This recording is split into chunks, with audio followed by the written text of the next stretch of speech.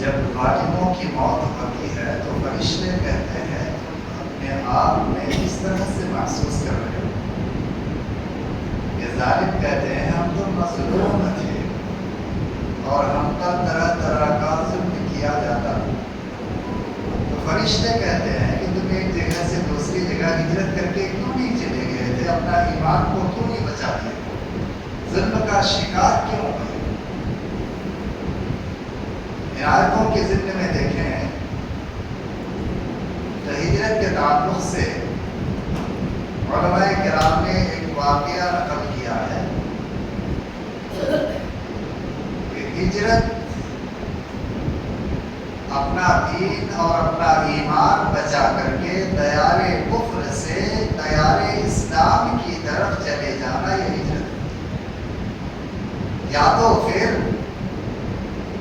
برے لوگوں کی صحبت کو چھوڑ کر کے, برے لوگوں کی بستی کو چھوڑ کر کے نیک لوگوں کی بستی کی طرف چلے جانا یہ ہجرت کہا جاتا ہے. تو علماء کرام نے جو واقعہ نقل کیا ہے وہ یہ ہے کہ بنی اسرائیل میں ایک شخص 99 لوگوں کو قتل کیا اور پھر ایک عالم سے اس کا فتویٰ لیا. عالم صاحب نے کیا جواب دیا, اب تمہارے لیے کوئی توبہ استغفار نہیں. غصہ آیا, ان کی بھی گردن ماری. کتنے لوگوں کو قتل کر لیا, 100. اس کے بعد کہا کوئی بڑا عالم ہے, اس سے بڑا عالم, کہا اس سے بڑا عالم تھوڑا جگہ پر گیا, پوچھنے لگا کہ میرے لیے کیا کوئی توبہ استغفار ہے, کیوں نہیں, اللہ رب العزت کی رحمت میں بہت زیادہ وسعت ہے, لہذا تم ایک کام کرو, دیار کفر سے جہاں پر تم رہتے ہو یہ نیک لوگوں کی بستی نہیں ہے, اچھے لوگوں کی بستی نہیں ہے, یہ برے لوگوں کی بستی ہے, لہذا اس بستی کو چھوڑ کر کے اچھے لوگوں کی بستی کی طرف چلے جاؤ. یہ گیا بھاگنا شروع, دوڑنا شروع, جاتے جاتے راستے میں موقع پر گرتا ہے اور موت کے آغوش میں چلے جاتا ہے. اب موت کا فرشتے بھی وہاں پر موجود, عذاب کا فرشتے بھی وہاں پر موجود. نبی علیہ السلام نے بیان فرمایا اللہ کا حکم ہوا, دونوں بستی کو ناپا گیا, نیک لوگوں کی بستی اور برے لوگوں کی بستی. تو یہ جو گر گیا تھا اور تھوڑا سا پیٹ کے بل گھسٹ کر کے آگے نکلا تھا, اتنی جگہ قریب ہو گئی نیک لوگوں کی بستی سے. برہمن کے فرشتے ان کو اٹھا لے گئے. لہذا ہر شخص کو چاہیے کہ دین اسلام کو بچانے کے لیے اگر انہیں ہجرت کرنے کی ضرورت پڑ جائے تو ہجرت کر کے چلے جائے. ہمیشہ اسلام اور اسلام مخالفین میں لڑائیاں ہوتی رہی ہیں, لڑائی کے میدان میں بھی آدمی رہے تو پھر صلاۃ خوف ان کو ادا کرنی پڑے گی. نماز کا وقت ہو گیا میدان کارزار میں, صلاۃ خوف کیا ہے, ڈر کی نماز. اب ڈر کی نماز کا طریقہ احادیث کے اندر مختلف آپ کو ملیں گے. ایک یہ ہے کہ امام جو ہے لوگوں کو, فوجیوں کو 2 حصوں میں منقسم کر دیں گے. فوجی کا ایک حصہ یعنی آدھا فوجی لوگ پہرے داری کریں گے اور آدھے لوگ امام کے پیچھے صف بنا کر کے ٹھہر جائیں گے. امام ایک رکعت نماز پڑھا کر کے بیٹھے رہیں گے, یہ لوگ دوسری رکعت مکمل کر کے پھر سلام پھیر کر کے چلے جائیں گے. اور پھر اس کے بغل میں جو ہے پہرے داری میں جو لوگ ہیں وہ لوگ آ کر کے نماز پڑھ جائیں گے. اور پھر ان لوگوں کی بھی ایک رکعت امام کے ساتھ ہوگی, ایک رکعت امام کے پیچھے ہی ہوگی, پھر امام کے ساتھ سلام پھیریں گے. اس طرح سے 2 رکعت ہر ایک کی ہو گئی. ایک یہ ہے کہ امام کے ساتھ ایک رکعت پڑھ کر کے کچھ لوگ سلام پھیر کر کے چلے جائیں گے. اب جو لوگ پہرے داری میں ہیں وہ لوگ آ کر کے امام کے پیچھے لگ جائیں گے. اس طرح سے امام کی 2 رکعت ہوئی اور مصلیوں کی ایک رکعت کر کے ہوئی. اس میں ایک صورت یہ بیان کی جاتی ہے کہ امام 4 رکعت پڑھیں گے جبکہ مصلیوں کی 2 رکعت نماز ہوگی. امام 2 رکعت پڑھیں گے, اس کے ساتھ مصلی بھی 2 رکعت پڑھیں گے, اتحیات میں بیٹھیں گے, مکمل دعاؤں کو پڑھنے کے بعد مصلی سلام پھیر کر کے چلے جائیں گے اور امام تیسری رکعت کے لیے کھڑے ہوں گے اور وہ لوگ آ کر کے امام سامنے جائیں گے. اس طرح سے مصلیوں کی 2 رکعت ہوگی اور امام کی 4 रकात नमाज होगी। तो ये नमाज का मुख्तलिफ तरीक़ा जो है सलात खौफ का अल्लाह ताला ने, अल्लाह के रसूल ने बयान किया है और उस पर अमल भी हुआ है। और इस तरह से देखिए नमाजों का वक्त मुतअय्यन है, लिहाजा वक्त मुतअय्यन पर नमाजों को अदा किया जाएगा। फिर आगे अल्लाह रब्बुल इज्जत ने एक अजीब व गरीब वाक़या बयान किया है। वाक़या कुछ इस तरह से है कि एक शख्स जिसका नाम ताइमा या बशीर बताया जाता है, इब्ने इबीरिन का ये लड़का है और बनो जफर से है, अंसार का कबीला। ज़रा चोरी कर लिया और एक यहूदी के यहाँ डाल दिया और यहूदी के ऊपर नाम लगा दिया कि उसने चोरी की है, हमने चोरी नहीं की।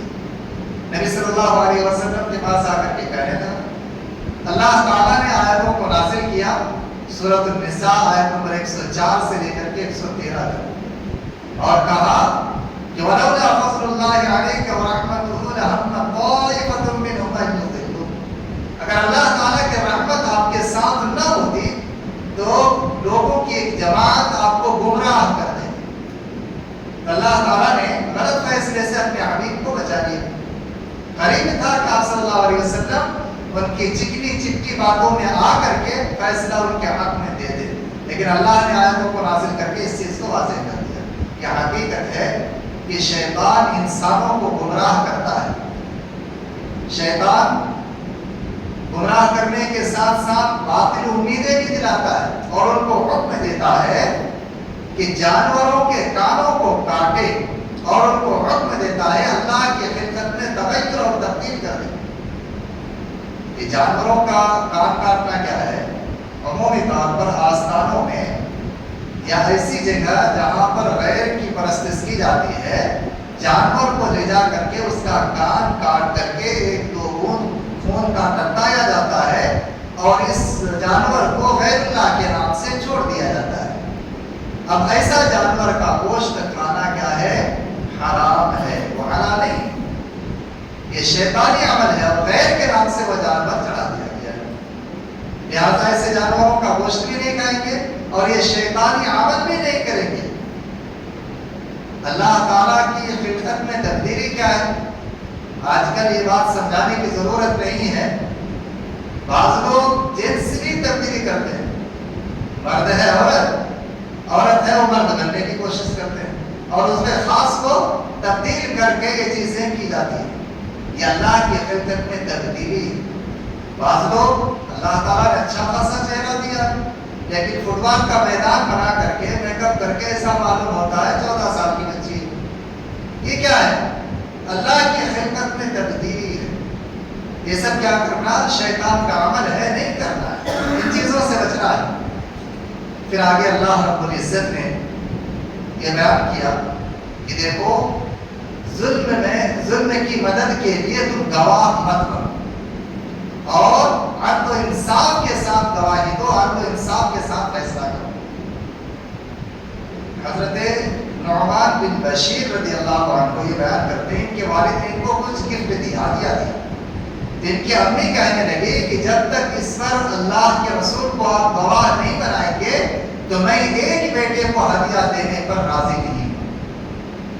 बाकी और 3 बेटे हैं आपके, आप एक बेटे को हदिया दे रहे, बाकी बच्चों को आप हदिया नहीं दे रहे। ये कैसा इंसाफ है? नबी सल्लल्लाहु अलैहि वसल्लम के पास मामला पहुंचा। आप सल्लल्लाहु अलैहि वसल्लम ने कहा कि जुल्म ज़्यादती के हक में मैं गवाह नहीं बनूंगा। अगर तुमको देना है तो पूरी औलाद को बराबर हदिया दो। किसी को 1 गुलाम दे रहे हो तो दूसरे को भी दो, तीसरे को भी दो। लॉटरी दे रहे हो तो सबको दो। पूरे औलाद में इंसाफ बराबर होना चाहिए। विरासत का मामला भी ले लीजिए। अपनी जिंदगी में अगर आदमी विरासत को तकसीम कर रहा है तो फिर बराबर सराबर सबको तकसीम करना होगा। विरासत छोड़ गया है तो फिर जिसका जो हक है उसको उसका हक देना होगा। फिर आगे अल्लाह ताला ने इस चीज को बयान किया, ऐ ईमान वालों, अल्लाह पर, उसके रसूलों पर, कुतुब समाविया पर, फरिश्तों पर और आखिरत पर ईमान लेकर के। बाज़ जगह पर तकदीर के खैर और शर का भी जिक्र है कि तकदीर के खैर और शर पर भी ईमान लाना है। ये ईमान के 6 अरकान हैं। अल्लाह पर ईमान, फरिश्तों पर ईमान, कुतुब समाविया पर ईमान, रसूलों पर ईमान, तकदीर के ایمان، بعد بعد الموت پر ایمان، یہ ایمان کے 6 ارکان ہیں۔ اسلام کے 5 ارکان، ایمان کے 6 ارکان۔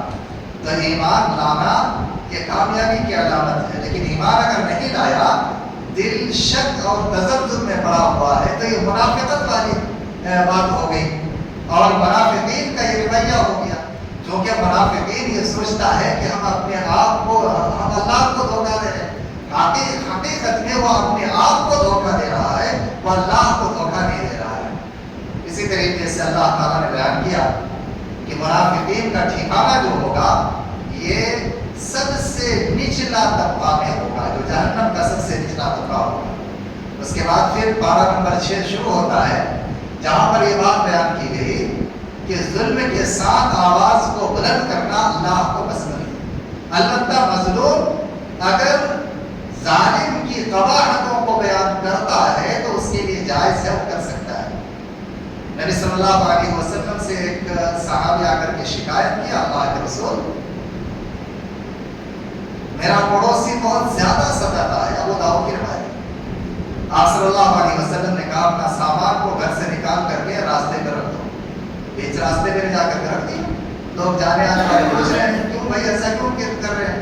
کہا میرا پڑوسی جو ہے مجھ کو بہت ستاتا ہے۔ لوگ لان تان شروع کر دی، بالآخر یہ پڑوسی جو ہے ان سے معافی مانگ کر کے اب آئندہ آپ کو تنگ نہیں کریں گے، اپنا سامان واپس نہ دیجیے، ایک مسئلہ حل ہو گیا۔ تو اس طرح سے ظالم نے ظلم کیا، پڑوسی ظالم بن کر کے ظلم کیا، اور مظلوم پڑوسی اپنا حق لے لیا۔ نبی صلی اللہ علیہ وسلم نے اس کا بہترین طریقہ بیان کر دیا۔ اسی طریقے سے حضرت عیسیٰ علیہ السلام کے تعلق سے آتا ہے کہ یہودیوں نے ان کو قتل کرنے کی سازش کر لی۔ عیسیٰ علیہ السلام کو بات معلوم ہوئی، عیسیٰ علیہ السلام نے اپنے حواریوں سے کہا، بعض روایت کے مطابق 12، بعض روایت کے مطابق 13 ان کے حواریوں تھے، ان کی جانشین تھے، کہا کہ کون میرے بدلے میں جان دے گا؟ ایک شخص تیار ہوا، حضرت عیسیٰ علیہ السلام نے کہا کہ ٹھیک ہے، اللہ تعالیٰ میری شکل و شباہت کا تمہیں بنا دے گا اور یہ لوگ تجھے قتل کر دیں گے۔ پھر اللہ تعالیٰ کا حکم ہوا، وہ عیسیٰ علیہ السلام کی شکل و شباہت کا ہو گئے، اور عیسیٰ علیہ السلام کو اللہ تعالیٰ نے چوتھے آسمان میں اٹھا لیا۔ وَرَفَعَهُ اللَّهُ إِلَيْهِ کہ اللہ تعالیٰ نے اپنے طرف عیسیٰ علیہ السلام کو اوپر اٹھا لیا۔ 158 آیت نمبر۔ اس طرح سے یہاں پر ایک واقعہ یہ بیان ہوا ہے۔ پھر آگے چل کر کے اللہ رب العزت نے اس چیز کو بیان کیا کہ ہم نے اے نبی صلی اللہ علیہ وسلم آپ پر ٹھیک اسی طریقے سے وحی کی نازل کی ہے جس طریقے سے آپ سے پہلے نوح علیہ السلام اور دیگر انبیاء کرام پر ہم نے وحی کا نزول کیا ہے۔ پھر آگے چل کر کے کلالہ کے بارے میں بیان کیا۔ کلالہ وہ شخص ہے جس کا نہ باپ ہو، نہ بیٹا ہو، نہ پوترا، اور اس شخص کا انتقال ہو رہا ہے تو اس کی بہن اس کا مال کا آدھا حصہ کا حقدار ہوگی۔ اگر ان کی پوتری ہے تو پھر پوتری آدھا مال کا حصے دار ہوگی، اگر بیٹی ہے تو بیٹی بھی آدھا مال کا حصے دار ہوگی۔ تو اس طرح سے حالت کو دیکھ کر کے وراثت کا مال جو کلالہ چھوڑ جاتا ہے تقسیم کیا جائے گا۔ پھر سورۃ المائدہ شروع ہوتا ہے۔ مائدہ کا معنی ہوتا ہے دسترخوان۔ حضرت عیسیٰ علیہ السلام سے عیسیٰ علیہ السلام کے ماننے والوں نے سوال کیا کیا اللہ تعالیٰ ہمارے لیے دسترخوان نازل کر سکتا ہے، ہم اس دسترخوان سے کھائیں گے؟ عیسیٰ علیہ السلام نے دعا کیا، کہا کہ ٹھیک ہے عیسیٰ علیہ السلام ہم دسترخوان اتار دیں گے، لیکن اگر یہ لوگ ایمان نہیں لایا اور اللہ کی نعمت کی قدر نہ کی تو ایسی سزا دی جائے گی جو کسی کو ایسی سزا نہ دی گئی ہو۔ عیسیٰ علیہ السلام گھبرا گئے کہ نہیں، اتنی بڑی سزا ہم کو نہیں چاہیے۔ تو مفسرین کرام نے لکھا ہے، بعض مفسرین کرام یہ لکھا ہے کہ دسترخوان نازل کیا گیا تھا، اور بعض مفسرین کرام نے یہ لکھا ہے کہ دسترخوان نازل نہیں کیا گیا۔ پھر اس آیت میں اللہ تعالیٰ نے حرام چیزوں کے تعلق سے بیان کیا ہے کہ خون تمہارے لیے حرام ہے، مردار تمہارے لیے حرام ہے، خنزیر کا گوشت تمہارے لیے حرام ہے، اور غیر اللہ کے نام سے جو جانور ذبح کیا جائے یہ جانور تمہارے لیے حرام ہے۔ جو گلا گھٹنے سے مر گیا وہ تمہارے لیے حرام ہے، جو سینگ مارنے سے مر گیا وہ تمہارے لیے حرام ہے، اور جو اوپر سے گر کر کے مر گیا وہ تمہارے لیے حرام ہے۔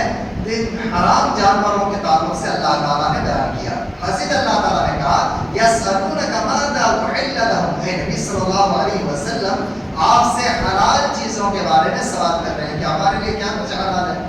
آپ کہہ دیجئے قل احل لکم الطیبات کہ ہر پاک چیز تمہارے لیے حلال ہے.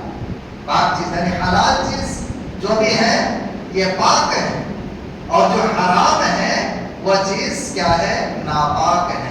پھر آگے اللہ تعالیٰ نے وضو کا طریقہ بیان کیا. پھر عشرہ نقیبہ کے بارے میں بیان کیا کہ بنی اسرائیل 12 قبیلے سے تھے. یہ بنی اسرائیل یہ عبرانی زبان کا لفظ ہے غالباً اور اسرائیل کا عربی معنی ہوتا ہے عبداللہ اور اردو میں اس کا معنی دیکھیں گے تو معنی ہوتا ہے اللہ کا بندہ.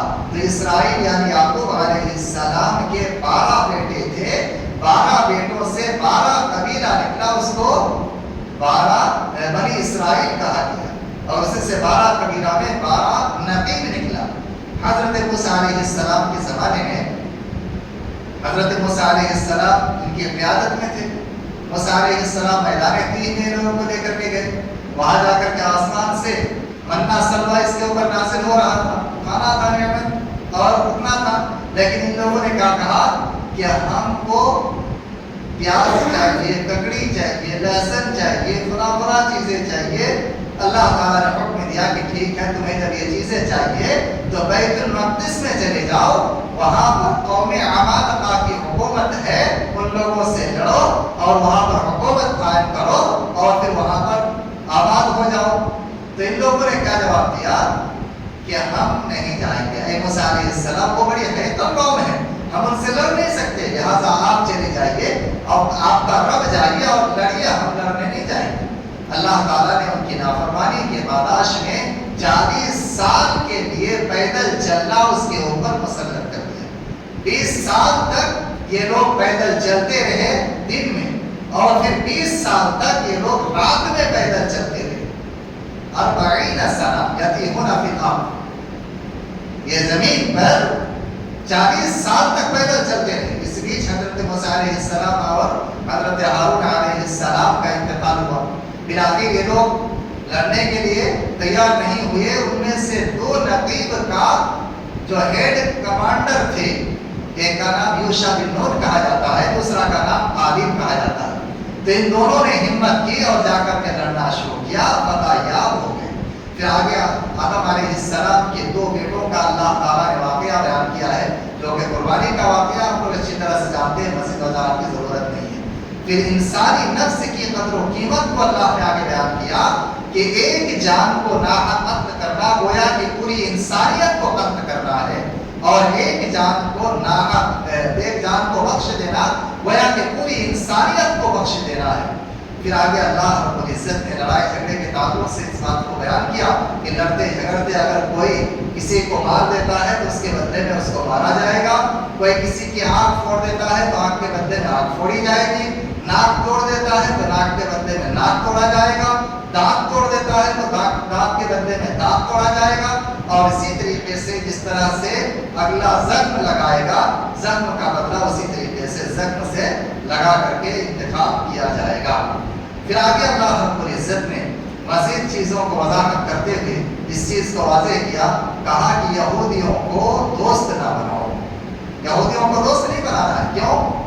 یہ یہودیوں کی قباحتیں دنیا بھر کی ہیں. ان میں سے قباحت کیا ہے؟ یہ کہتے ہیں کہ اللہ تعالیٰ کا ہاتھ بند ہے, اللہ تعالیٰ ہاتھ کھول کر کے خرچ نہیں کرتا, حالانکہ اللہ تعالیٰ دن رات بے شمار خرچ کرتا ہے, ساری مخلوقات کو کھلاتا پلاتا ہے, مچھلیوں کو پانی میں, خشکی میں جتنا جانور ہے سب کو, اور پھر فضاؤں میں جو جانور ہے پرندے ان کو بھی اللہ تعالیٰ کھلاتا پلاتا ہے, ساری چیزوں کو, لیکن ان کی قباحت الگ ہے.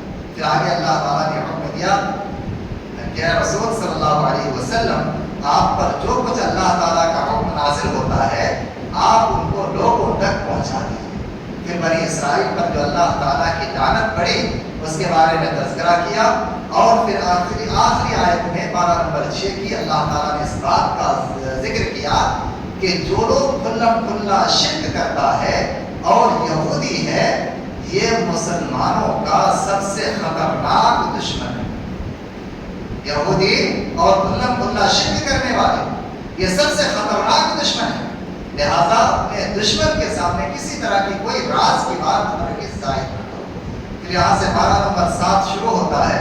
12 نمبر 7 میں اللہ رب العزت نے جو حالت احرام میں ہوتے ہیں ان کے تعلق سے کچھ چیزوں کو بیان کیا ہے، لفظ و قسم کے تعلق سے کچھ چیزوں کو بیان کیا ہے۔ پھر اس کے بعد جو لوگ غیر اللہ کے نام سے جانوروں کو چھوڑتے ہیں ان کی ممانعت کو بیان کیا ہے، اور اسی طریقے سے مزید چیزوں کو بیان کرتے ہوئے حضرت عیسیٰ علیہ السلام کے معجزات کے بارے میں ذکر کیا ہے۔ آیت نمبر 110 کہ حضرت عیسیٰ علیہ السلام کو ایسا معجزہ دیا گیا تھا کہ سفید بیماری جو خون کی بیماری کہتے ہیں نا ابرص، اس میں وہ ہاتھ پھیرتے تھے تو بیماری صحیح ہو جاتی تھی۔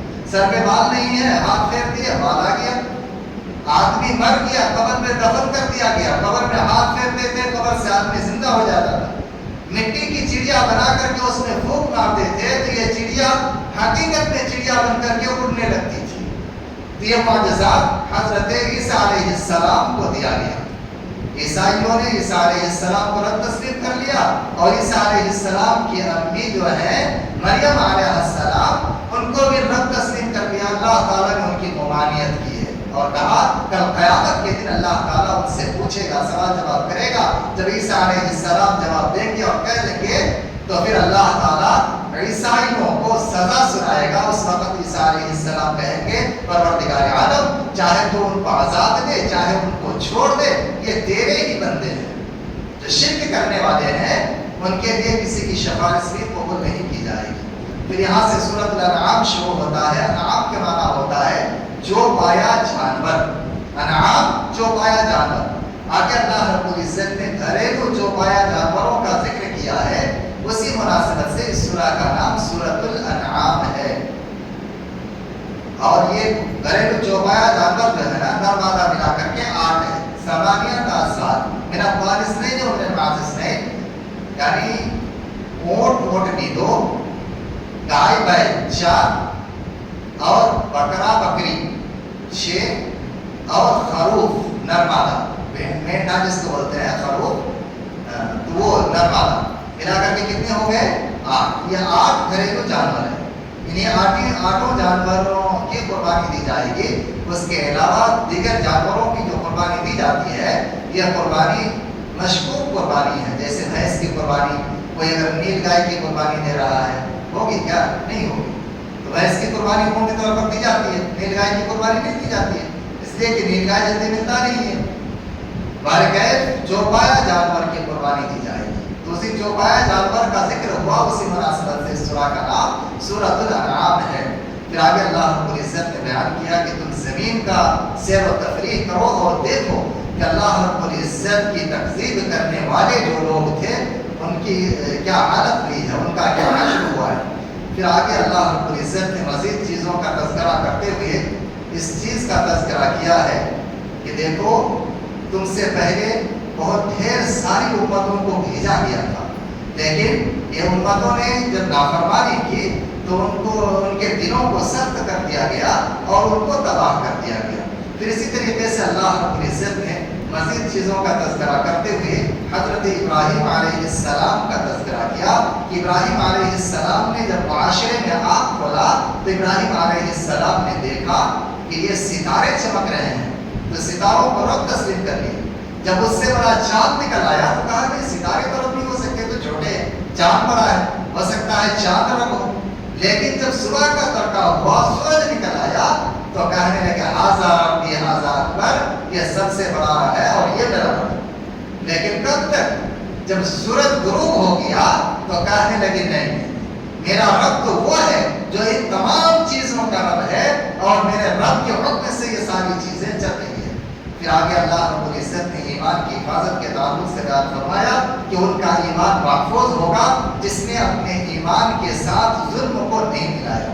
جب اس آیت کا نزول ہوا تو صحابہ کرام بہت پریشان ہو گئے، کہنے لگے اللہ کے رسول کون ہے جو ہم پر ظلم نہ کیا ہو، اپنے آپ پر ظلم نہ کیا ہو؟ نبی صلی اللہ علیہ وسلم نے کہا کہ ظلم سے مراد یہاں پر شرک ہے۔ حضرت لقمان علیہ السلام نے اپنے بیٹے کو نصیحت کرتے ہوئے کہا تھا یا بنی لا تشرک باللہ ان الشرک لظلم عظیم۔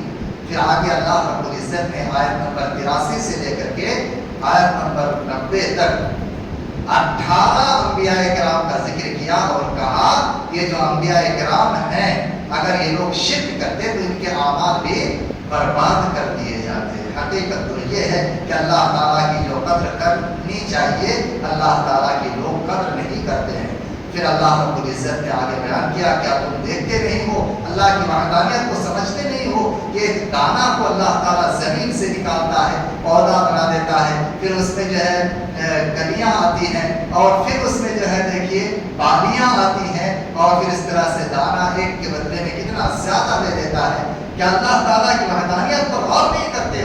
مردہ زمین کو اللہ تعالیٰ پھر زندہ کر دیتا ہے. اس طرح سے اللہ رب العزت نے اپنی وحدانیت کا ثبوت دیا اور اس طرح سے آخر میں اللہ رب العزت نے اس چیز کا حکم دیا اتبع ما اوحی الیک من ربک.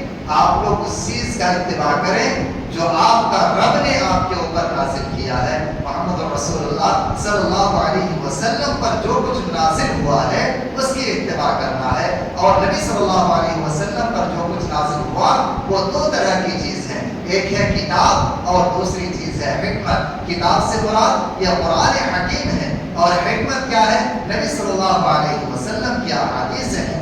احادیث کے بارے میں اللہ تعالیٰ نے دوسری جگہ بیان کیا کہا وما ينطق عن الهوى کہ نبی صلی اللہ علیہ وسلم اپنی طرف سے کوئی بات نہیں کہتے ہیں. ان هو الا وحی یوحی. جو کچھ یہ بیان کرتے ہیں اللہ رب العزت کی جانب سے یہ وحی ہوتی ہے. تو یہاں تک الحمدللہ پارہ نمبر 7 کی تفسیر مکمل ہوئی. انشاءاللہ پارہ نمبر 8 کی تفسیر آئندہ کل کے درس میں ہمارے سامنے ہوگی.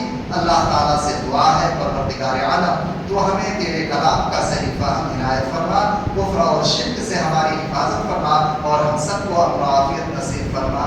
آمین. سبحانک اللہم و بحمدک اشہد ان لا الہ الا انت استغفرک و